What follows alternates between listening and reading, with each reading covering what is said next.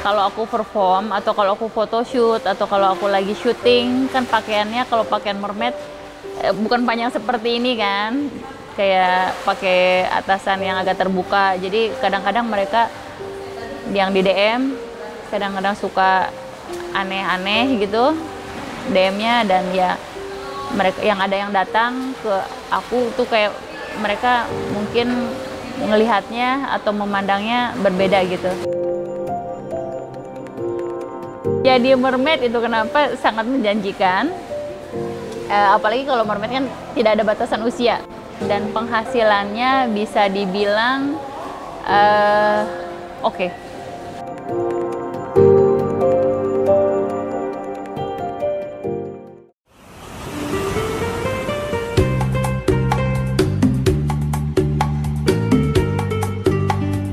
Halo, nama aku Pia.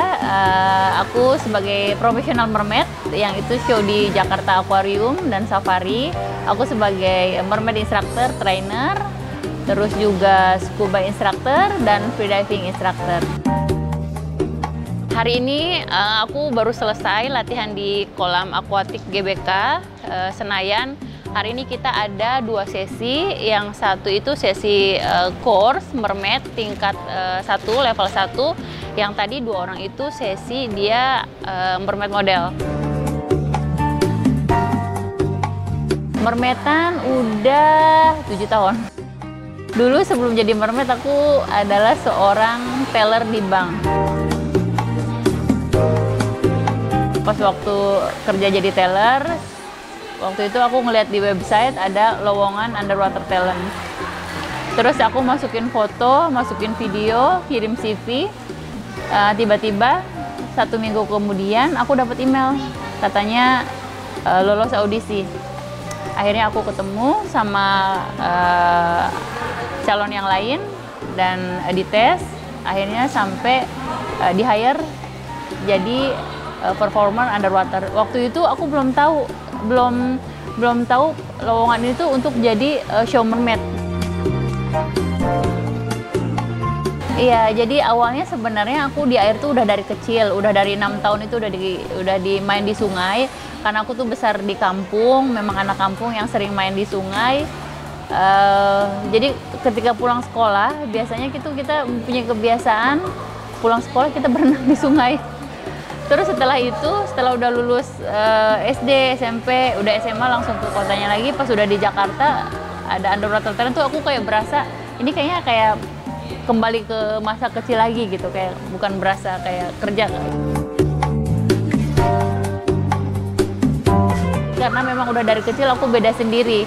Ketika orang-orang lain, anak-anak kampung biasanya yang suka bantuin orang tua masak, cuci piring gitu, bantuin orang, aku malah berenang terus di sungai. Makanya waktu pas almarhum mama bilang, waktu itu suka dimarahin ya, aku masih sampai sekarang suka ingat, kamu itu berenang aja, bukannya bantuin mama, mau jadi apa gedenya gitu. Kayak aku masih kayak sampai sekarang tuh masih teringat kayak gitu aja.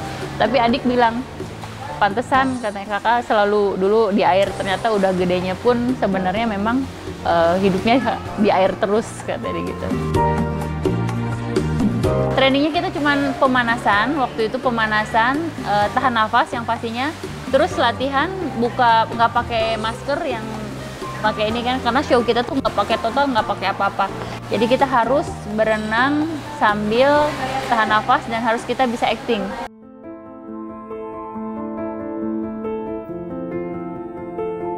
Sukanya banyak, dukanya kayaknya sedikit deh. Dukanya hampir mungkin nggak, dukanya mungkin kadang-kadang ada orang-orang yang gimana ya, bisa dibilang kayak sedikit aneh lah gitu ya. Mungkin melihat mermaid sebagai bukan sesuatu yang olahraga profesional atau apa, sama kayak misalkan ada orang yang terlalu gimana, yang fans yang kayak aneh gitu. Nah itu palingan kita yang harus, dukanya tuh kayak sulit untuk menghindari orang-orang seperti itu. Aku pernah pas waktu pameran nih, pameran kan aku buka booth. Terus kan memang aku share di Instagram dan itu semua tahu. Terus tiba-tiba ada orang datang dari kota yang jauh gitu, datang ke situ, terus dia bilang kayak ya dia fans gitu, sampai ya biasa sih minta tanda tangan atau foto kayak gimana, aku pikiran cuman gitu doang, tapi dia bener-bener sampai nungguin dan terus ada di pinggir gitu, kayak risih gitu. Paling untuk menghindarinya aku paling minta bantu teman-teman atau minta bantu orang-orang setempat, karena takutnya orang-orang seperti itu takutnya mereka tiba-tiba melakukan hal yang tidak diinginkan aja. Yang aku takutin seperti itu.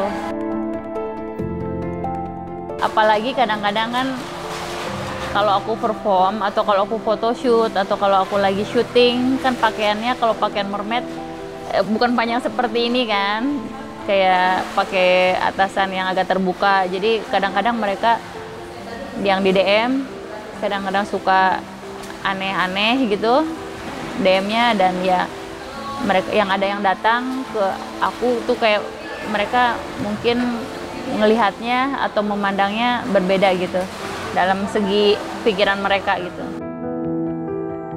Mereka berbeda pikiran mereka kalau kita mermaidan secara profesional, walaupun di luar itu entah mungkin pakaian kadang-kadang kita kan terlalu terbuka, tapi kita bekerja profesional bukan berartian ke arah yang kemana-mana gitu. Tapi ada beberapa namanya juga netizen ya dan yang lain-lain, mereka berpandangan mungkin oh itu yang aneh-aneh aja gitu. Aku kebanggaannya banyak sih, sekarang udah banyak mermaid di Indonesia, udah bisa mengembangkan sekolah mermaid sendiri, dan mudah-mudahan berharap mermaid ini cuman bukan hanya musiman. Aku pengen mermaid ini menjadi suatu kegiatan ekstrakurikuler bagaimana layaknya berenang atau olahraga yang lainnya. Jadi aku pengen ada setiap mermaid itu sepanjang masa gitu. Karena waktu zaman 2016 aku cuma sendirian aja sampai nyari mermaid untuk nemenin show. Pas waktu Rusia dan Ukraina itu dipulangin itu susah banget. Aku sampai DM-in orang-orang di Instagram yang aku nggak kenal. Aku bilang, hey, salam kenal, kamu mau nggak jadi mermaid sama aku? Aku sampai gitu waktu tahun 2016. Tapi kalau sekarang, karena sekolahnya udah buka dan sekolahnya juga udah makin banyak, muridnya juga makin banyak, akhirnya mereka yang datang ke aku. Jadi aku bangga menjadi mermaid pertama di Indonesia. Menjadi mermaid itu kenapa sangat menjanjikan. Apalagi kalau mermaid kan tidak ada batasan usia. Kalau kita kerja di kantor, batasan usia maksimum suka ada batas usia maksimum 25 tahun, 35 tahun. Tapi kalau mermaid itu satu-satunya pekerjaan yang tidak membatasi usia dan penghasilannya bisa dibilang oke. Karena mermaid justru aku merasa hidup aku berubah gara-gara mermaid. Artinya dalam artian berubah, yang tadinya tidak ada sekolah akhirnya bisa sampai ada sekolah gitu, dan yang tadinya tidak bisa misalkan pergi ke sini akhirnya bisa sampai ke sini. Jadi hasilnya sangat luar biasa. Untuk sekarang sebenarnya mermaid kan lagi baru berkembang nih. Paling kita kekurangan SDM, kekurangan mermaid yang mungkin mereka berpikir mermaid kan cuman pakai kostum gampang gitu kan. Jadi orang-orang takut untuk maju menjadi lebih jenjang profesional. Jadi kita betul kekurangan SDM dan masih kekurangan instruktur. Sedangkan kerja sama hotel udah banyak sekarang, tapi orang-orang tuh masih takut untuk apa sih mermaid gitu, kayak gitu.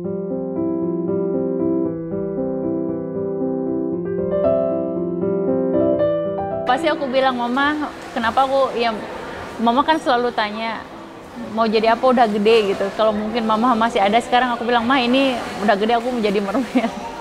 Kalau zaman dulu kan waktu kecil kita nggak tahu ya, anak-anak kecil biasanya mau jadi dokter, mau jadi guru, mau jadi pilot atau mau jadi apa. Mermaid kan belum ada cita-cita kalau zaman dulu kan. Nah makanya sekarang aku pengen nih cita-cita aku udah sebagai mermaid sekarang, dan aku pengen sekarang cita-cita aku pengen anak-anak kecil tuh, aku sampai pengen ngedengar anak-anak kecil misalkan ditanya kamu mau jadi apa gedenya gitu, mau jadi mermaid. Nah, cita-citaku aku sekarang seperti itu.